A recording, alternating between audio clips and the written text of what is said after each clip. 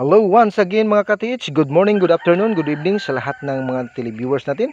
So may share ako sa inyo size na dig site. So ganito guys, bakit nandito tayo ngayon? Gawa ng heart marker guys na nandito. Ito yung pangalawang video guys na i-share natin sa inyo sa isang area kung bakit natin natukoy ang depositong ito. So mulit-muli guys, sabayan ako sa video ito at papaliwanag natin guys. Ito na po. Ang heart marker na to guys ay may tinatawag na drill. So ngayon guys, so para ma-identify natin ang deposit guys, so dahil may 2 inches na sukat nito guys, so na-determine natin ang sun marker. Mula dyan guys, so hahakbang ka lang ng east alignment guys, yun, ng dalawang hakbang, 1, 2. Ito na yung sun marker guys. So meaning guys, hindi natin ito nakikita, nalinis ng batong, kabubuang batong ito kung hindi natin sa pamagitan ng heart na yan. So ngayon guys, ang sun marker na to ay may limang spoke guys. Ito na yun.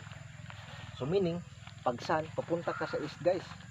So ito guys, ayon sa ating scanning, may metal na didetect ito. Meaning, may posibilidad na bomba ito guys. So ang east alignment guys, kung baybayin natin doon tayo nagpahukay guys. Tara, sabay natin ito. Puntahan natin ang area guys.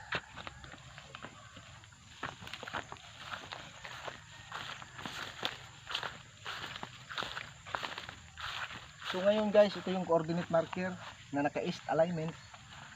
So dito yung on the spot big site natin guys. Kung mapapansin nyo itong mga batong guys, ay naka-letter C talaga to. At saka ito naka-letter C din. Na meaning below, naka-arrow point siya guys, na naka-letter C. Dito na yung perfect circle natin guys. Ang perfect circle natin guys, galing sa sun marker na yun. Ito yung represent na on the spot marker. So ito yung perfect holes, dalawa. Meaning magkadalawang separate na deposito. So ngayon guys, kung dito tayo maghukay, talagang mahirap kasi boulders to. Naka-triangle yung bato guys at may alignment patungo doon. So dito tayo naghukay guys. So dyan tayo maghukay.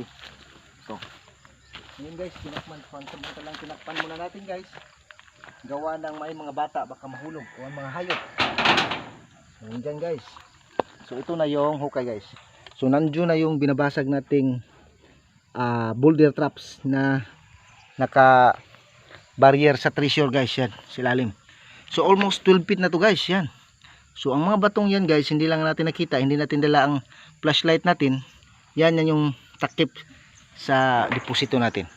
Kaya't muli-muli guys, okay, happy hunting sa operation natin. So guys, huwag kalimutang mag-like at mag-share sa ating video guys. Konting kalaman sa pagti-treasure. Kaya thank you guys, and that's all, and wanna say God bless everyone.